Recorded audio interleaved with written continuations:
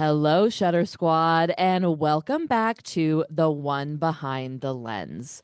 Today's episode is a solo one, just me, you, and a topic that I don't think we talk about nearly enough in this industry: repeat clients, or what I like to call the people who turn into your lifelong cheerleaders. And here's the thing: repeat clients don't just happen by accident, they're not luck, they're not magic, they're built intentionally long after the session ends. So let's start with a little honesty. Most photographers put all of their energy into getting the booking, the inquiry, the yes, the contract signed. And once the session is done and the gallery is delivered, it's like, okay, on to the next one. And I totally get it. But the truth is, the real growth in your business doesn't come from constantly chasing new clients. It comes from nurturing the ones who already trusted you once. Because it's easier to book someone again, raise your prices with confidence, get referrals, and build that stability.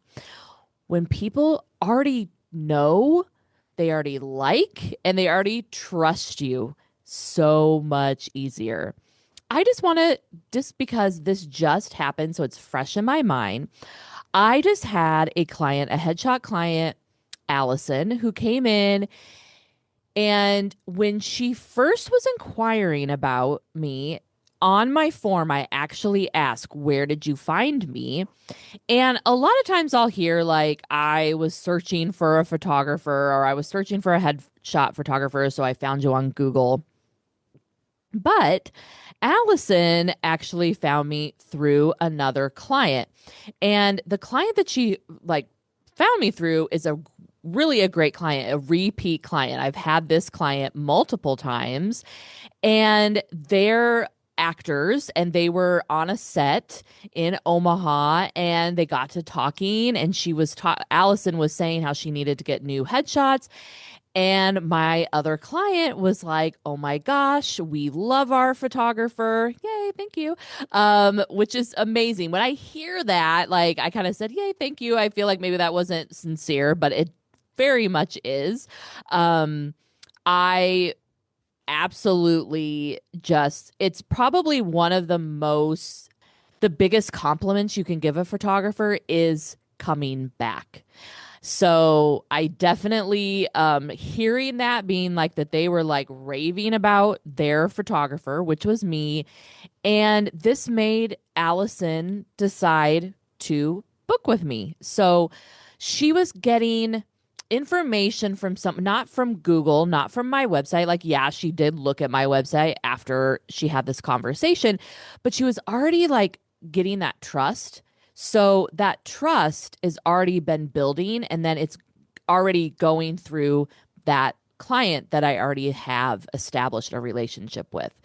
So I worked with Allison, and we had an amazing time. And what's so great is she sent me this email that I actually put on my website, this little blurb that she said, and I'm going to read it to you.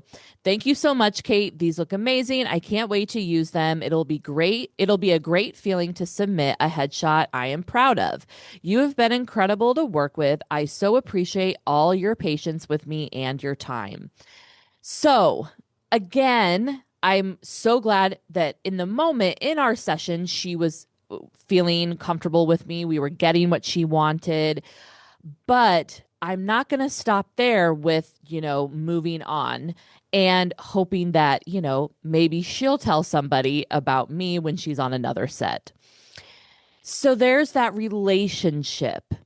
And you kind of have to start having a mind shift when you want to start making this change. So you don't want to treat every session like a one-off. Every single client you photograph is in a season of life. And that season doesn't end the moment the gallery is delivered. So, like, think about it. So your senior that graduates, family grows, Your business clients evolve, your headshot clients rebrand. So instead of thinking, how do I nail this session? Start asking, how might I serve this person again? And you might not be like thinking about that in the moment. You're like thinking about serving them in the moment. But when you're serving them in the moment and getting that relationship and not just thinking like, okay, like I'm getting these photos taken and off you go. But build that relationship so that you don't need to sell it. You just need, just really just need to notice it. Now, let's talk about something that might sting a little. People don't come back because you nailed every pose. They come back because how you made them feel. And I already kind of was, hinting with this. Did you guide them? Did you calm their nerves? Did you make it feel easy instead of awkward? Did they feel seen? And not rushed? Good photography, I mean, it should be expected. Connection is what creates loyalty. Another huge piece of repeat clients is communication. And I don't mean fancy emails or perfect branded, like workflows. I mean checking in, explaining what happens next, reassuring people when they're nervous, not disappearing after the gallery is sent. Silence doesn't feel neutral to clients. It feels like uncertainty. And repeat clients come from trust. Here's something else I see photographers struggle with: planting the seed for future work. This does not mean being salesy. Like, I know none of us want to do that. It can be just as simple as, this is something a lot of my clients do yearly. Down the road, this would be fun to build on. If you ever need updated photos again, you know where to find me. That's it. And that could be like an email. That doesn't have to be said to them in person. That can be a little, right at the end of your email. Maybe you're wrapping up everything and you're sending them, like you already had, if you do in-person sales, you've already done that. Maybe you do a gallery. So maybe it's a note that you're giving them when they pick up their order. And you can say it in person, but if you feel awkward saying it, put it in a note, put it in the last line of your email. Now let's talk about the follow-up. Because this is where so much repeat business is won or lost. Your follow-up doesn't need to be complicated. It just needs to be human. A quick check-in, a seasonal reminder, a message that says, I loved working with you. Repeat clients don't feel like they're on a mailing list. They feel remembered. So I have a mailing list, and I have a lot of clients on there, and I love sending out emails that, yes, they know everyone is getting this email, that I am not personally sending an email to every client. But I'm not going to just send out emails that are about, say, a session. Like if I want to say I'm doing mini sessions, I might throw that out there.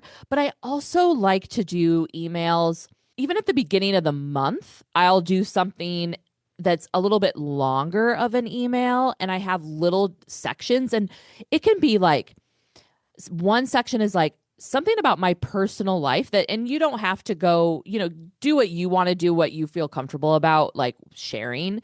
But I do something like, hey, a little personable, hey, a little studio win. Like say, I was just talking about Allison's session and her little blurb to me in her email that I read to you. I might, share that. Like, ooh, what a win for me in the studio. I'll talk about the podcast and kind of say like, that it's coming up, or like I'm in mid-season, like I am now. And maybe that would be something that regular clients, or might it be an episode that I'm like, hey, you actually might be interested in this? Why don't you listen to, you know, whichever episode that is? So it's not always, hey, I have a session, come by the session. I'm I'm inviting them in and giving them just a little taste of personal studio podcast, just to keep the relationship going. So here's the big takeaway I want you to walk away with today.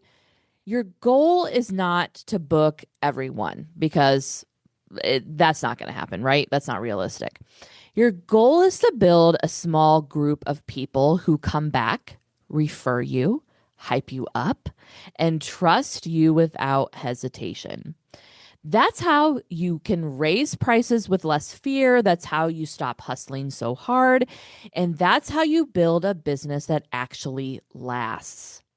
So if you're listening to this and think, I want more repeat clients, I want you to ask yourself, how do I want people to remember working with me? And maybe this is something you write down and you might just like have it on your computer or on your desk, wherever you're working, on a mirror, whatever, that you can start thinking like when they leave their session, how do you want them to feel? When they look at their photos, yes, they're going to look at those photos and be like, they're going to love your work. That's the goal. But you want them to think of like how that session felt, how you made them feel. So, what the experience was. Because people come back to photographers who make them feel good.